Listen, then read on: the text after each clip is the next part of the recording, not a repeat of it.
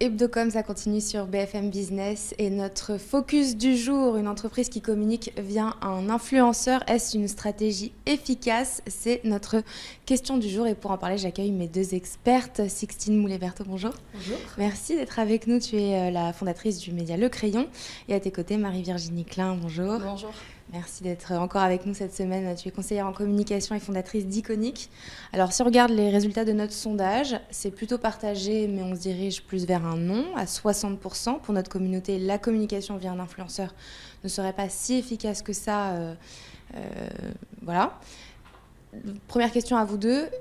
Qu'est-ce que vous pensez du résultat? Moi, personnellement, j'ai été très surprise. Sixtine. Moi, ça ne m'a pas tellement surprise parce qu'à mon avis, la population qui regarde BFM n'est pas tellement jeune, ne fait pas partie de la Gen Z. Et justement, cette campagne était à destination de cette génération-là. Ouigo est une compagnie de train qui coûte pas très cher. Donc justement, l'une de leurs cibles principales sont les jeunes. Et qui de mieux que représenter cette marque par l'un des influenceurs les plus suivis justement par cette génération, les plus adorés, qui est Michou. Donc moi, justement, je pense que cette stratégie était une très très bonne idée de leur part. Marie-Virginie. Je rejoins ce que dit Sixtine. Je trouve que c'était une bonne idée, notamment en matière de business. Ça intervient juste après une campagne très réussie de vente de 100 000 tickets à 10 € qui avait déjà bien pris. Il y a quand même un sujet de recréer un capital sympathie pour Ouigo, parce qu'on a quand même vu beaucoup ces derniers mois de trains qui ne partaient pas, de retard de train et vraiment beaucoup d'agacement. Et effectivement, pour la cible des jeunes, c'est le bon procédé. Je comprends néanmoins les 60% de nos votants qui n'ont pas aimé la campagne pour deux raisons principales. Un, et c'est suffisamment rare pour être souligné, une entreprise de service public franchit le pas de faire appel à un influenceur. Donc c'est quand même quelque chose qui peut heurter certaines personnes qui regardent et qui sont au courant de cette campagne. Pourquoi ? Ça peut heurter parce qu'il y a quand même une partie de l'argent qui est public. Donc l'argent public, est-ce qu'il est fait pour... en partie, parce que c'est une entreprise de service public, donc c'est un montage. Mais est-ce que cet argent, c'est aussi un peu celui...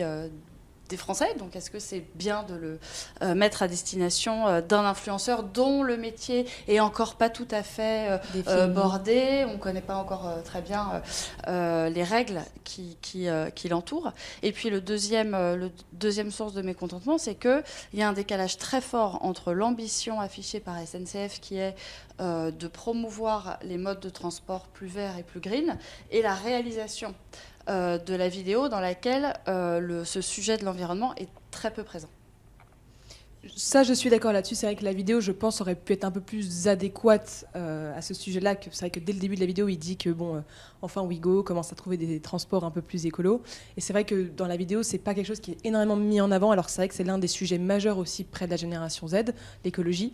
Après, il faut aussi en avoir conscience, c'est qu'aujourd'hui, les influenceurs comprennent mieux les enjeux du marketing et de communication que de beaucoup de boîtes traditionnelles et même de grands groupes marketing qui sont là depuis très longtemps. Mais est-ce qu'on leur demande vraiment de comprendre leur travail? C'est plutôt d'exécuter ce que les entreprises leur demandent. Oui, mais pour ça et pour bien le faire, il faut qu'ils le comprennent. Et en fait, aujourd'hui, il y a même beaucoup de campagnes qui ne se passent que par des influenceurs et plus du tout par des boîtes traditionnelles, parce qu'en fait, ils touchent 10 fois mieux la cible qu'ils souhaitent toucher. On va y venir. En quelques chiffres, juste pour contextualiser, dans le monde, on estime que cette année, 32,5 milliards de dollars devraient être investis dans le secteur, soit 18% de plus qu'en 2022. Marie-Virginie, pourquoi autant et jusqu'à quand et où ces investissements vont-ils monter ? Et en plus, je crois que les 32,5, c'est juste pour rémunérer les influenceurs. C'est même pas le marché économique que ça représente. Donc c'est énorme. Moi, j'ai regardé un peu les chiffres là de nos rapports aux écrans. Et en 2 mots, aujourd'hui, un jeune au sens large, donc un jeune qui va jusqu'à 40 ans, il regarde très large. Il regarde à peu près 1h45 par jour les réseaux sociaux. Donc c'est énorme. Et en fait, c'est toute une catégorie de population qui délaisse les médias traditionnels. Franchement, je suis pas sûre qu'ils regardent... la télé regarde de moins en moins et très peu, pour aller vers ces enfin c'est plus du tout des nouveaux médias, mais vers ces médias, à commencer par YouTube et Instagram. Donc à mon avis, c'est une tendance qui va ne faire que croître et augmenter. Et la preuve, c'est justement cette campagne Ouigo avec un acteur du service public qui s'en empare. Souvenez-vous d'Emmanuel Macron, au moment où il avait fait sa campagne avec McFly et Carlito, qui avait suscité aussi énormément de discussions, énormément d'émoi, et tout ce qui se passe dans le monde politique ruisselle, évidemment. Et donc je pense qu'on n'est qu'au début d'un mouvement qui va changer très fortement. Parce qu'on voit que ça touche nos pratiques. Quasiment maintenant tous les secteurs, le service public, la politique. Et habituellement, les principaux secteurs qui font appel à ces influenceurs aujourd'hui, donc c'est l'habillement, à commencer par Zara, H&M qui le font énormément, la cosmétique, le sport et les vêtements de sport, Nike, etc. Mais il y a aussi donc ça, ils font appel à des méga influenceurs, ils ont des stratégies d'influence de masse, mais il y a aussi plein de plus petites structures qui font des stratégies de micro-influence, qui est d'ailleurs, je trouve, très intéressante. On va y venir d'ailleurs. Parmi les commentaires du sondage, on a eu Arnaud qui a souligné un point essentiel. Il a dit il faut s'associer avec des influenceurs, mais il est maintenant intéressant de s'intéresser aux micro-influenceurs, choix parfois plus pertinents en matière d'engagement. Sixtine, je me tourne vers toi. Est-ce que tu peux nous expliquer déjà ce que c'est que l'auto-engagement, à quel point c'est important aujourd'hui comme donnée, et est-ce qu'on peut dire qu'il est presque l'équivalent d'une mesure de retour sur investissement pour une marque? Alors, le taux d'engagement, c'est le ratio entre le nombre d'abonnés de cet influenceur et son engagement par rapport à son reach, c'est-à-dire soit le nombre de likes ou le nombre de vues que celui-ci fait sur la plateforme, ça peut être Instagram, TikTok, qu'importe. Et c'est vrai que les micro-influenceurs, parfois, sont beaucoup plus pertinents parce que s'ils sont dans une niche spécifique, mettons le sport, et que, j'ai n'importe quoi, Keepcool, une marque de sport, veut les mettre en avant, c'est beaucoup plus intéressant pour eux de payer moins cher un micro-influenceur, mais qui va toucher beaucoup plus d'audience, donc qui va avoir un taux d'engagement plus élevé, ou en tout cas pas forcément plus élevé, mais beaucoup plus ciblé. Donc il y aura beaucoup plus de conversion après vers, mettons, la salle de sport en question, que quelqu'un qui, mettons, est un influenceur lifestyle, qui a certes beaucoup plus d'abonnés, mais qui va coûter plus cher, qui peut-être ramènera beaucoup moins de clients après, parce que ce n'est pas forcément niché dans la catégorie du sport. Donc le meilleur choix que peut faire une marque, est-ce qu'il y a une règle? Est-ce que on se dirige vers les micro-influenceurs, ou est-ce que la marque doit s'adapter en fonction de son secteur?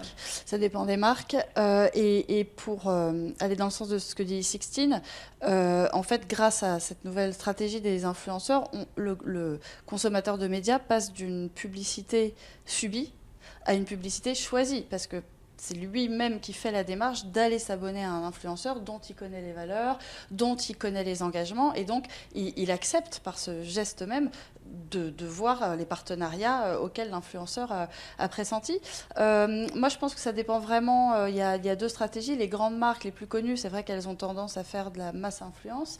Moi, j'ai regardé la campagne de Michel et Augustin récente, là, qui avait été assez bien réussie. Et là, c'était que de la micro-influence. Ils ont envoyé à plus de 1000 influenceurs très locaux un petit coffre dans lequel il y avait leurs nouveaux produits. Et donc, pour ouvrir le coffre, il y avait un code secret. Donc, il a fallu que tous les abonnés l'aident à ouvrir le code secret, ce qui, je pense, crée pas mal d'engagement. Donc je pense que pour les petites marques, la micro-influence, c'est peut-être plus efficace que la masse influence, que de toute façon, elle ne pourrait pas s'offrir, je crois. Je suis bien d'accord, et même d'ailleurs, même comme un réseau social comme LinkedIn, aujourd'hui, fait de plus en plus de campagnes d'influence avec justement des créateurs qui n'ont pas des millions d'abonnés, parce que sur LinkedIn, ça n'existe pas, en tout cas en France, d'avoir des millions d'abonnés, et qui ont des résultats justement incroyables parce que c'est très niche, c'est des cibles bien spécifiques, donc bien amenées, qui coûtent moins cher que sur les autres réseaux sociaux parce que forcément, il y a moins d'audience.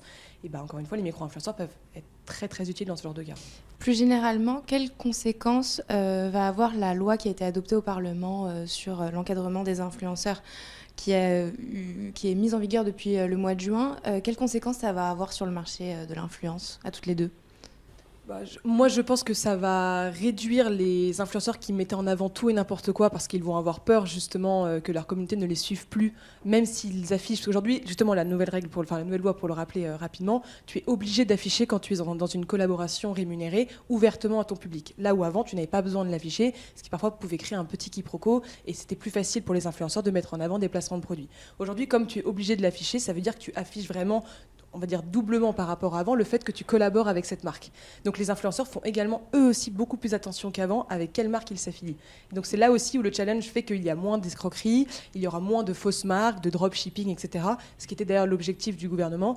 Pour l'instant, les influenceurs qui ne respectent pas la loi se prennent souvent des grosses amendes et doivent afficher tout en haut, en tout cas en épinglé de leur profil, une sorte de petite photo que le gouvernement avait imposé d'afficher quand ils n'avaient pas respecté la loi là-dessus, pendant un temps évidemment défini. Mais tout ça que maintenant c'est beaucoup plus contrôlé. Je trouve d'ailleurs que c'est une très bonne chose pour éviter d'arnaquer les... Donc c'est une bonne chose. Des grosses sanctions qui sont mises en place, est-ce que ça peut avoir un impact négatif selon toi, Marie-Virginie ? Moi je pense que ça va professionnaliser ce métier qui est un nouveau métier. Hein. Je veux dire, d'ailleurs, on ne parlait même pas de métier il y a encore quelques années. On était influenceur par hobby, mais pas par métier. Donc ça va le professionnaliser. Je crois même qu'ils doivent déclarer tout ce qu'ils perçoivent en cadeau de la part des marques dès le premier euro. Donc ça aussi, ça va quand même changer. Donc ça va professionnaliser. Moi, je pense que ça va poser une question importante pour les influenceurs eux-mêmes. C'est celui de la sincérité. C'est-à-dire qu'ils vont devoir réfléchir vraiment très fortement avant de s'engager avec des marques sur la sincérité que ça évoquera auprès de leurs abonnés. Et c'est peut-être là la limite que je trouve de cette campagne WeGo, c'est que quand on regarde, donc c'est un commentaire d'une de nos votantes, quand on regarde, donc moi j'ai regardé vraiment toute la vidéo et honnêtement j'ai très très très très peu entendu parler d'environnement, alors que beaucoup dans la campagne affichée. Et par ailleurs, quand on regarde sur le compte Instagram de Michou, c'est vrai qu'on se demande si réellement il aura un comportement responsable en matière de transport sur le long terme, parce qu'il a fait beaucoup de voyages dans plein d'îles du monde. Et voilà, il faut une cohérence. Ça va être très important, y compris pour lui, pour son business, parce que sinon il va perdre des abonnés, donc il va perdre de sa valeur. Et je pense aussi que la plus grande crainte des influenceurs aujourd'hui, c'est que ça s'arrête. Qu'Instagram impose de nouvelles normes, de nouvelles règles. Et je pense que c'est aussi pour ça qu'on voit de plus en plus d'Instagrammeurs retourner vers YouTube, parce qu'on ne peut pas mettre tous ces œufs dans le même panier.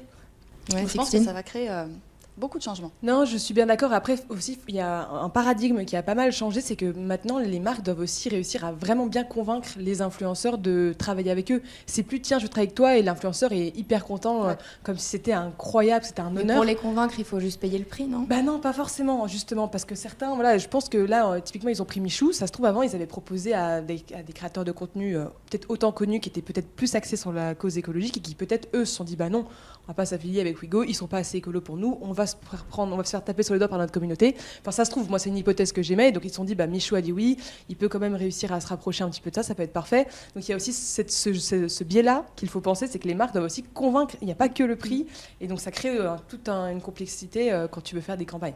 Mais du coup, un cercle plutôt vertueux, c'est-à-dire que les entreprises, si elles veulent avoir accès aux influenceurs les plus percutants pour elles vont devoir montrer aussi, donner des gages d'engagement. Donc ça, moi, je pense que c'est un cercle très vertueux.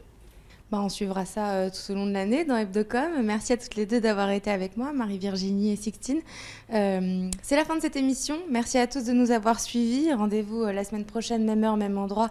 Et évidemment, en replay, en podcast et partout sur l'appli de BFM Business. Et comme chaque semaine, on termine cette émission par notre campagne chouchou, par notre campagne préférée, choisie et présentée au dernier jury créatif du Hit Parade. Pour connaître le nombre d'étoiles qu'elle a décroché, je vous donne rendez-vous dans le magazine CB News du mois prochain. Il s'agit du nouveau film pour Handicap International. Il s'appelle After News. Il a été réalisé avec l'agence Strike et il est signé Jérôme Gonfon et Rémi Lascaux à la création. Très très bon week-end sur BFM Business. It was around 7 a.m. when residents were woken by the air raid sirens. 根据当地政府初步统计，截至目前为止，已经有32。风超大的你看收音没有问题吧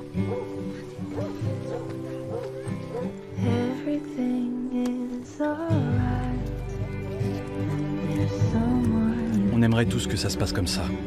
Mais ce n'est pas parce que les infos se terminent que les crises ne sont plus d'actualité. C'est pour cela que depuis 40 ans, et tant qu'il le faudra, Handicap International agit sans relâche pour que les personnes les plus vulnérables ne soient jamais laissées pour compte.